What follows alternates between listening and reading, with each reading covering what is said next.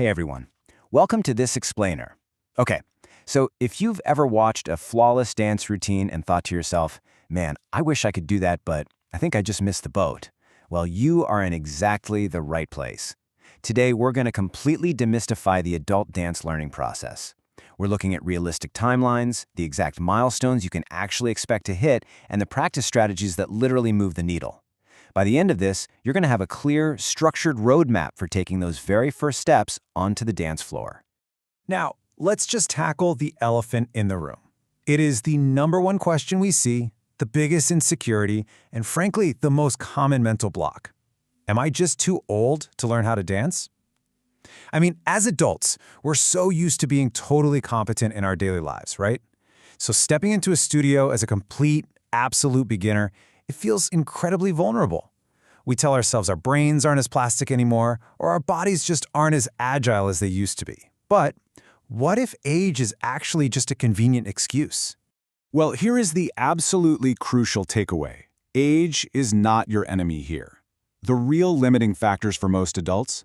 They're simply time on the floor and your training approach. That is literally it. It's really just a matter of physics and structured practice. Look, real skill building happens at different speeds for absolutely everyone. But if we can just shift our focus away from the year we were born and put that energy into these controllable variables instead, we can actually set highly realistic milestones and measure our progress objectively. So how does this all actually build chronologically? Let's look at a timeline. This gives us a fantastic anchor for what your first half year of practice will realistically look like.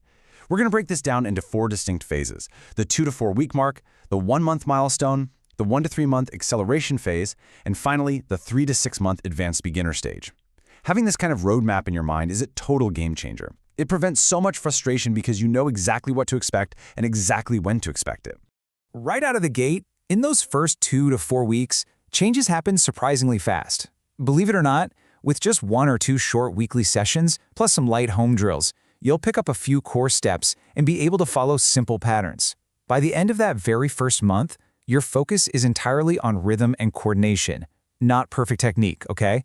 You'll be keeping time, repeating phrases, and, this is the big one, transitioning between moves without constantly having to stop and reset your feet. Then, as we move into the 1 to 3 month mark, you experience a major shift. You go from just doing the steps to actually dancing. If you're practicing regularly, this is the magic window where you really develop body awareness. You start to intuitively understand how to place your weight, how to move smoothly, and how to maintain your balance. And the result of all that, your movement begins to look entirely natural, instead of feeling like a series of disconnected robotic steps. Now, pushing into that 3 to 6 month territory, we enter a really rewarding phase. This is where confidence in your musicality truly blooms. You're building real physical stamina, meaning you can dance for much longer stretches with far fewer mistakes. Plus, you can confidently follow faster instructions and respond intuitively to changes in tempo. Sure, you might still be refining your technique, we all are, but you're undeniably navigating that floor with the stamina and assurance of a genuinely capable dancer. Which brings us to our next major section: what actually determines your speed? Okay, so the ultimate cheat code for practice quality is consistency over duration. I know. It is so tempting to be a weekend warrior and just grind it out for 3 exhausting hours on a Sunday.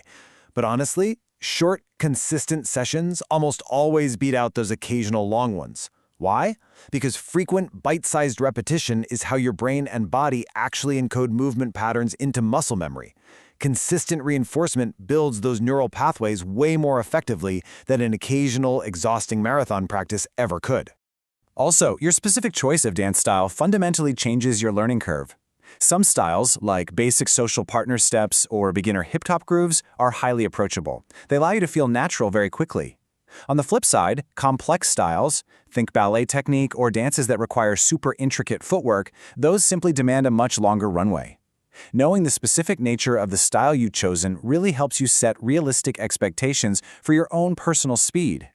And I want to highlight a quote from our source material here because it is absolutely paramount. Guidance that corrects timing, posture, and movement efficiency helps prevent hard-to-unlearn habits. Quality instruction and immediate feedback are just non-negotiable if you want to learn efficiently.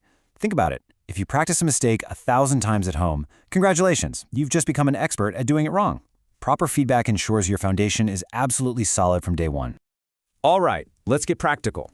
Let's look at the toolkit, high-return practice habits. To really take ownership of your learning, here is your ultimate at-home practice loop, broken down step by step. First up, count your steps out loud before you even try to dance to music at full speed. Second, practice the transitions. Look, people always want to practice the cool moves, right? But the real magic is in mastering those awkward moments between the moves. And finally, use your smartphone. Record short video clips of yourself so you can objectively spot your own timing issues. It might feel a little weird at first, but this self-review loop is incredibly powerful. Now, if you are learning a partner dance, this next tip is pure gold. Braving a live social environment, like a beginner social event, is the ultimate test. And yeah, it is definitely intimidating. But once you've learned just a few basic patterns, getting out there into a crowd with faster music and different partners, it forces your brain to adapt on the fly. It radically speeds up your real-time coordination and builds immense confidence under real live conditions. You just got to rip the Band-Aid off. So, let's synthesize everything we've talked about today. The biggest takeaway from all the data is this. The fast version of learning isn't about finding some magic shortcut. It's simply about consistent, structured practice. By combining a realistic timeline with short, high-quality practice sessions and proper feedback, virtually any adult can reach a very comfortable beginner level in just a matter of weeks to a few months. No magic, just consistency. So I'll leave you with this final thought to really help you take that crucial first step. Whether it's the high energy of salsa, the elegance of ballroom, the groove of hip-hop, the fun of ballroom swing, or the expression of contemporary, which style are you going to tackle first? And, looking right now at your own calendar, how often will you commit to practicing? Remember, the timeline is entirely yours to control. Thanks so much for joining me on this explainer, and hey, happy dancing!